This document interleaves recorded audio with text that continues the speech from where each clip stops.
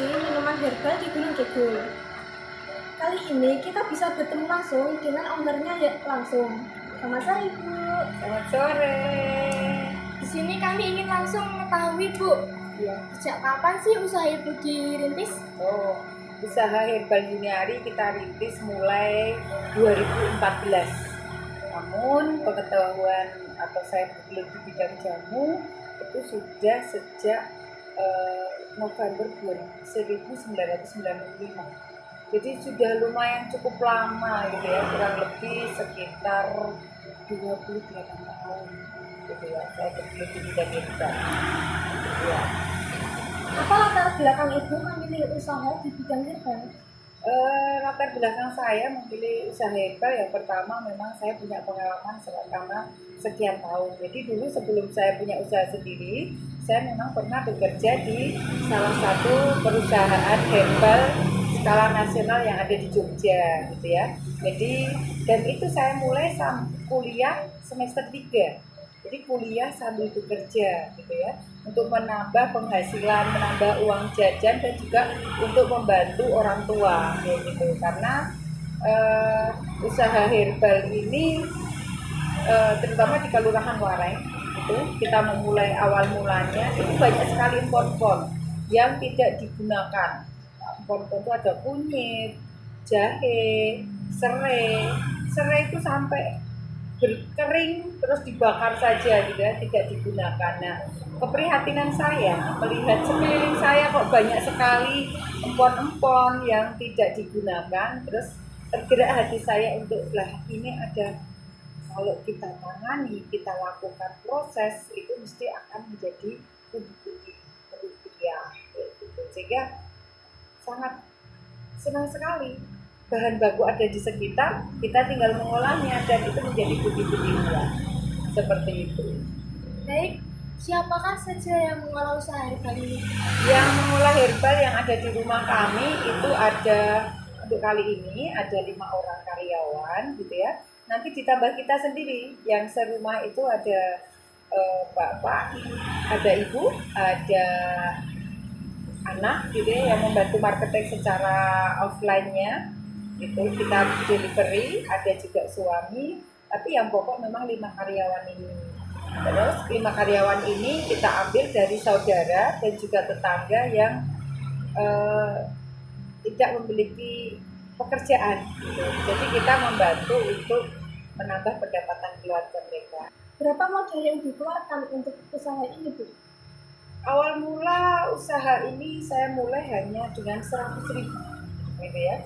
Jadi memang karena bahan bakunya itu kayak kunyit kayak gitu. Jadi ini 2014 itu anak saya masih kecil itu ya, masih kelas 5 SD sama TK itu.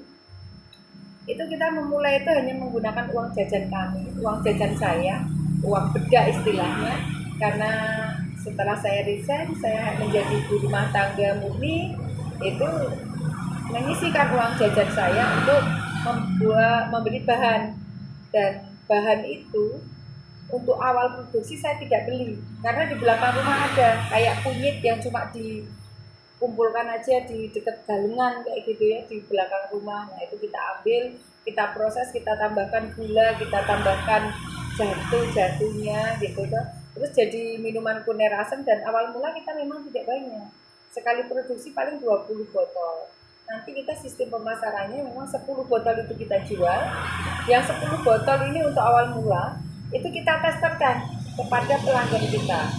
Nah, nanti kita catat nama, nomor handphone, dan rasa dari Kunir Asem itu. Karena pertama saya hanya minuman Kunir Asem saja. Dari usaha ini Ibu mendapatkan bahan bakunya itu dari mana?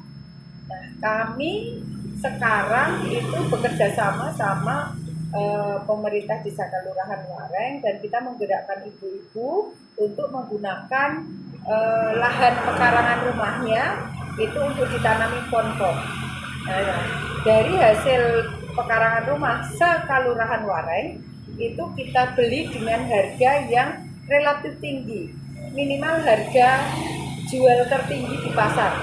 Ya, harga HET, harga eceran tertinggi di pasar, misalnya kayak kali ini kunyit itu kita bisa harga pulaan itu sampai, ini kan baru panen ya, itu bisa dapat sampai kurang lebih harga 2.500 sampai 3.000. Tapi kalau masyarakat Wareng yang panen dari tanah di Wareng yang ada di Kelurahan Wareng, itu kita beli dengan harga 5.000 seperti itu. Siapa sih target dari usaha ini, Bu?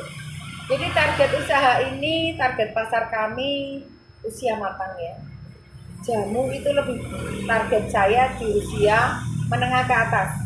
Menengah ke atas itu usia 20 tahun ke atas sampai orang tua itu minimal seperti itu. Karena apa? Di usia 20 tahun ke atas itu jamu, mereka menyukai jamu ya. Jadi dia membutuhkan minuman hangat, cenderung hangat ya di tempat kami.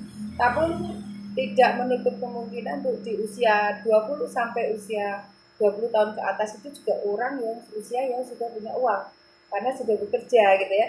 Jadi untuk harga kita tidak perlu ditekan lagi gitu ya. Kita bisa bikin harga terbaik dengan kualitas terbaik. Di mana saja sih Ibu mendistribusikan produk ini? Ya, produk ini kita distribusi sebenarnya ya, alhamdulillah. Hari ini tadi kita barusan kirim 1 dus besar itu ke NTB Lombok. Jadi emang 2015 sampai 2019 itu memang kita ikut pameran keluar seluruh Indonesia. Tinggal Kalimantan sama Irian saja yang belum Bu Yuni datengin gitu ya. Kita memang punya cita-cita jamu Yuniari itu dari Sabang sampai Merauke. Selama membuka usaha ini, apa saja sih yang kendala yang dihadapi, Bu? Banyak sekali kendalanya. Jadi kami ini untuk di Herbal Yuniari ini satu jelas untuk di era sekarang ini kita memang harus pasca pandemi ya, masyarakat pasca pandemi ini memang harus online. Online-nya itu memang kita tidak menawarkan door to door, tapi paling tidak kalau di jamu kita juga menggunakan Shopee Live, belum live ya, Shopee, toko medianya ada di Shopee, ada juga di Instagram herbal_yuniari, nanti bisa dibuka, ada juga Facebook, ada Yuniari.official. Apakah selain di sini ada cabang lain? Kita memang sistemnya menggunakan sistem agen. Nah, kita sistem agensi dari kendala kami tadi itu kan di sosial media ya masih manual menggunakan WA gitu ya. Karena ya memang pelanggannya pakai itu. Terus yang kedua kita mencoba tembusan lewat agen. Jadi kita punya agen kita ada di Jabodetabek. Bagaimana cara Ibu mengembangkan usaha ini hingga sekarang? Ya itu dengan banyaknya inovasi. Jadi kayak kita, wedang kita ini wedang Yuniari itu nanti bisa dilihat. Misalnya kita lihat ini ada wedang Laos. Pernah dengar nggak wedang Laos? Wedang Laos ya. Nah ini karena Laos ini ternyata antibakteri. Menurut Ibu nih, tips untuk kita yang anak-anak muda dan yang lagi nonton ini, bagaimana sih menjadi pengusaha sukses? Satu, harus punya tujuan yang pasti, gitu ya. Jadi tujuannya itu untuk apa sih? Kita tuh pinginnya apa toh? Itu. Tapi yang kedua dia harus punya skill, harus punya keahlian. Nah, yang lebih utama lagi memang harus cinta sama apa yang keahlian dimiliki. Baik teman-teman, kita tiba di penghujung acara. Kesimpulan untuk menjadi pengusaha sukses ada 3 hal. Yang pertama, kita harus mencintai pekerjaan. Yang kedua, jujur, tidak boleh menyerah. Yang ketiga, selalu berinovasi. Siapkah kita dan kalian menjadi pengusaha sukses di Gunung Kidul? Siap. Wassalamualaikum warahmatullahi